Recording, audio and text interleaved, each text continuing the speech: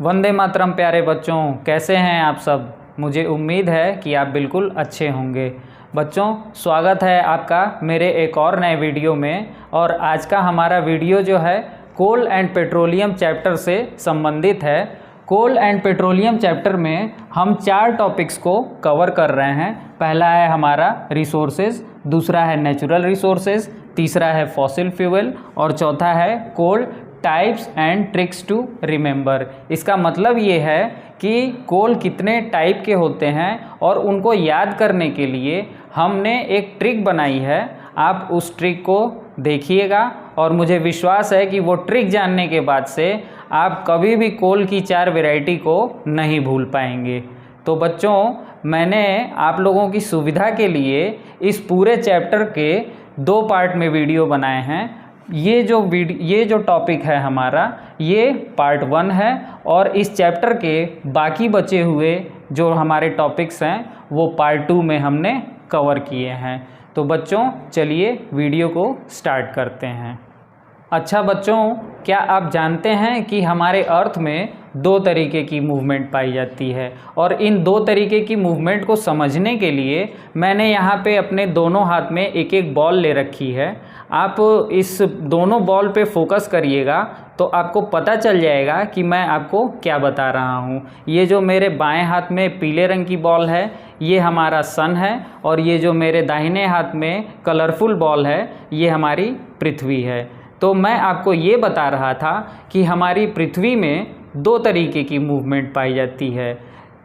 पहली मूवमेंट वो होती है जिसमें पृथ्वी अपने एक्सिस के चारों तरफ मूव करती है। आप बहुत ध्यान से इस फिगर को देखिए, मैं जो बता रहा हूँ, और आप समझने की कोशिश करिए।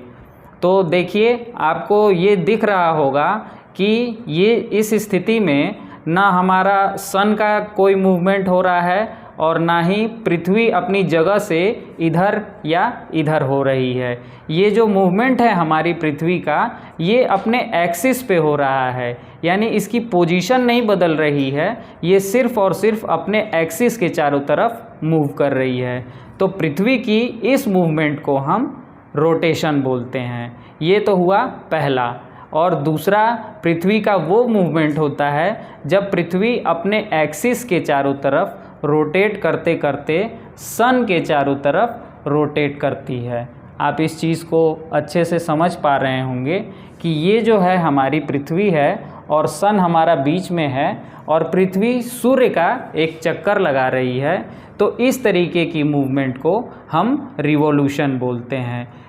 अर्थ का रोटेशन पूरा होने में 24 घंटे का टाइम लगता है और अर्थ का रिवॉल्यूशन कंप्लीट होने में 365 दिन लगभग लगते हैं।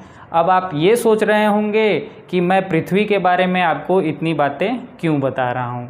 तो प्यारे बच्चों, मैं जो टॉपिक आज कवर कर रहा हूँ उसका हमारे इस अर्थ के मूवमेंट से डायरेक्ट कनेक्शन है। इसीलिए मैंने सोचा कि आपको एक ऐसे टॉपिक से जोड़ा जाए जो आपके समझ में भी आ जाए और आप इस टॉपिक को भी अच्छे से क्लियर कर सकें। तो बच्चों, चलिए वीडियो को स्टार्ट करते हैं। चैप्टर स्टार्ट करने से पहले थोड़ा सा हम अपनी अर्थ के बारे में भी जान लेते हैं। देखिए, हमारी अर्थ की 3 लेयर होती है। जो आउटर मोस्ट लेयर होती है इसको हम क्रस्ट बोलते हैं।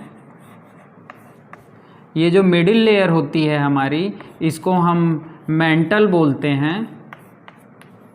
और ये जो इनर मोस्ट लेयर होती है हमारी, इसको हम कोर बोलते हैं। ये जो क्रस्ट लेयर होती है ये बेसिकली चट्टानों की बनी हुई होती है और इन चट्टानों के ही नीचे जो है हमारे बहुत से फॉसिल फ्यूल बनते हैं। इसलिए आपको इस चीज़ को बताना ज़रूरी था। अब हम अपने पहले टॉपिक की ओर बढ़ते हैं। हमारा पहला टॉपिक है रिसोर्सेज। रिसोर्सेज को हम हिंदी में संसाधन कहते हैं। संसाधन ऐसी चीज़ें होती हैं जो हमारी बेसिक नीड्स को पूरा करने के लिए ज़रूरी होती हैं। जैसे अगर हमें प्यास लगी है और हमें पानी की ज़रूरत है तो पानी हमारे लिए एक रिसोर्स है। और हमें ज़िंदा रहना है तो ज़िंदा रहने के लिए हमें ऑक्सीजन की ज़रूरत है, इसलिए ऑक्सीजन भी जो है हमारी एक रिसोर्स है। अब इसके बाद से बात आती है नेचुरल रिसोर्सेज की। नेचुरल रिसोर्सेज ऐसे रिसोर्सेज होते हैं जो हमारी पृथ्वी और हमारे वायुमंडल में अधिक मात्रा में पाए जाते हैं और इनका निर्माण एक तरीके से प्रकृति में होता है, इसलिए ये नेचुरल रिसोर्सेज कहलाते हैं। जैसे हवा, पानी, लकड़ी, ये सब चीज़ें हमारे नेचर ने बनाई हुई हैं, इसलिए इन्हें हम नेचुरल रिसोर्स कहते हैं। इनएग्जॉस्टिबल नेचुरल रिसोर्सेज वे नेचुरल रिसोर्सेज होते हैं जो प्रकृति में असीमित मात्रा में पाए जाते हैं और मानव चाहे इसका कितना भी ज़्यादा यूज़ कर ले, लेकिन ये ख़त्म नहीं हो सकते हैं, इसीलिए ये इनएग्जॉस्टिबल नेचुरल रिसोर्स की कैटेगरी में आते हैं। दूसरी कैटेगरी है हमारी exhaustible natural resources. Exhaustible natural resources ऐसे नेचुरल रिसोर्सेज होते हैं जो प्रकृति में तो पाए जाते हैं लेकिन सीमित मात्रा में पाए जाते हैं, और जैसे जैसे ह्यूमन बीइंग्स इसका ज़्यादा यूज़ करते जा रहे हैं वैसे वैसे इनकी मात्रा कम होती जा रही है। इसलिए अगर इन्हें बचा के नहीं रखा गया तो कल को भविष्य में आने वाली पीढ़ियों के लिए ये बहुत बड़ी एक समस्या पैदा हो जाएगी। अब देखिए, एग्जॉस्टिबल नेचुरल रिसोर्सेज की दो कैटेगरी है और इसके एग्जाम्पल को हम इन्हीं दो कैटेगरी में इंक्लूड कर लेंगे। एग्जॉस्टिबल नेचुरल रिसोर्सेज के मेन एग्जाम्पल हैं जंगल, वन्यजीव, पेट्रोलियम पदार्थ, गैस और कोयला। तो कोयला और गैस और पेट्रोलियम पदार्थ, इनके बारे में हम इस चैप्टर में डिटेल में पढ़ेंगे। फॉसिल फ्यूल एक तरीके का फ्यूल यानी ईंधन होता है जो हमें मरे जीवों के जीवाश्म से बनने के बाद मिलता है, इसीलिए इनको हम फॉसिल फ्यूल कहते हैं।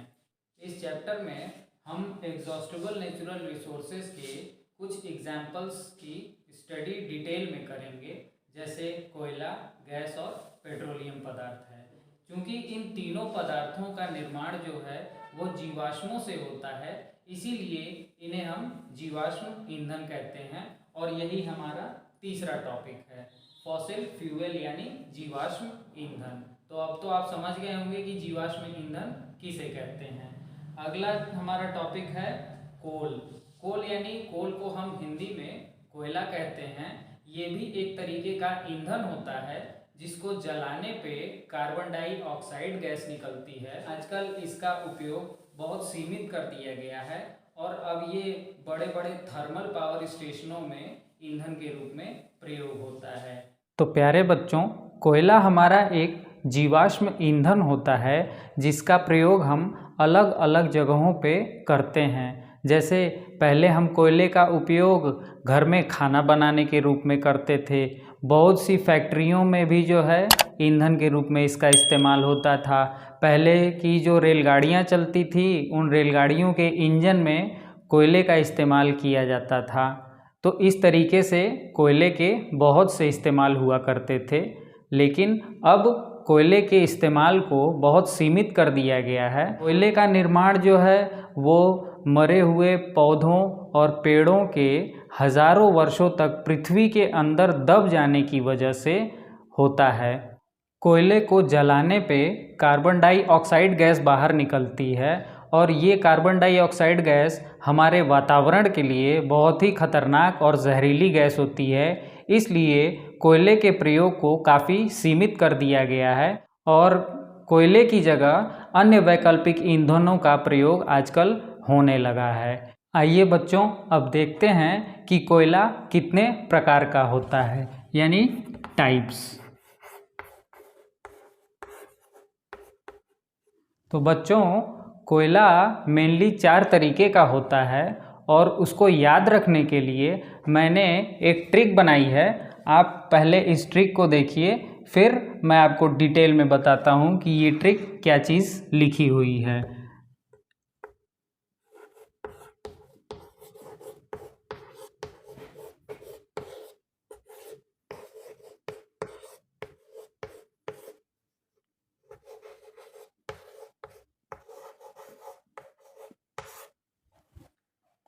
तो बच्चों, आप यहाँ देख रहे हैं ना कि मैंने यहाँ पे एक ट्रिक लिखी हुई है।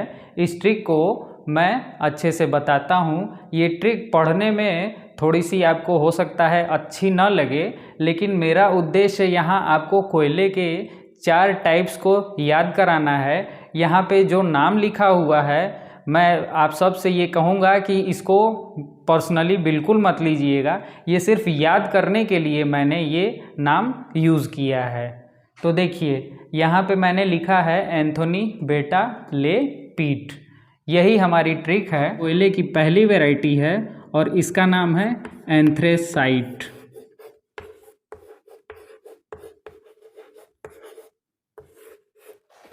बेटा से हमारे कोयले की दूसरी वैरायटी का नाम आ जाता है, जिसको हम बोलते हैं बिटुमिनस।